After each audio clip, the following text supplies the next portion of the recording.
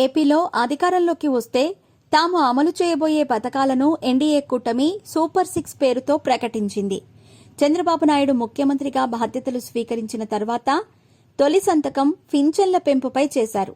రెండో సంతకాన్ని mega DSC ఫైల్పై, మూడో సంతకాన్ని ల్యాండ్ టైటిలింగ్ యాక్ట్ రద్దుపై చేశారు. సూపర్ 6 కింద ప్రకటించిన వాటిని దశలవారీగా అమలు చేసుకుంటూ వస్తామని హామీ ఇచ్చారు.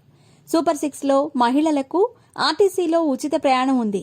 రాష్ట్ర రవాణా శాఖ మంత్రిగా బాధ్యతలు చేపట్టిన తర్వాత మంత్రి మండిపల్లి రాంప్రసాద్ రెడ్డి మాట్లాడారు. దీనిపై త్వరలోనే నిర్ణయం తీసుకోబోతున్నట్టు తెలిపారు. తాజాగా ఆయన విశాఖపట్నంలో పర్యటించారు. ఆర్టీసీ బస్టాండ్ని సందర్శించి అక్కడి పరిస్థితులను అడిగి తెలుసుకున్నారు. ఆర్టీసీ బస్సుల్లో మహిళలకు ఉచిత ప్రయాణం కల్పించే అవకాశంపై ఈ పథకం అమలవుతున్న కర్ణాటక, తెలంగాణల్లో తమ అధికారుల బృందం పరిశీలిస్తుందని అన్నారు. అనంతరం నివేదిక అందిస్తారని, దీనిపై అధ్యయనం చేసిన తర్వాత ఒక నిర్ణయం తీసుకుంటామని అన్నారు. ఈ పథకాన్ని ముందుగా రాష్ట్రంలో విశాఖపట్నం నుంచే ప్రారంభిస్తామని మంత్రి స్పష్టం చేశారు.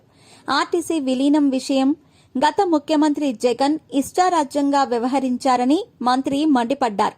సంస్థను పూర్తిగా ప్రభుత్వంలో విలీనం చేయకుండా వదిలేశారని, ఆర్టీసీ కార్మికులు, ఉద్యోగులు, అధికారులకు ఎటువంటి ఇబ్బంది లేకుండా ఆర్టీసీని ప్రక్షాళన చేస్తామని అన్నారు.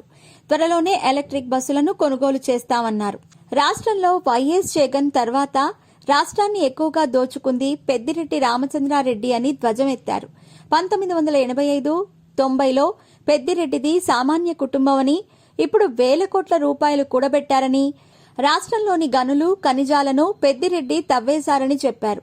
పెద్దిరెడ్డి కుటుంబం చేసిన అక్రమాలన్నింటినీ ఆధారాలతో సహా త్వరలోనే బయటపెడతామని రాంప్రసాద్ రెడ్డి వెల్లడించారు.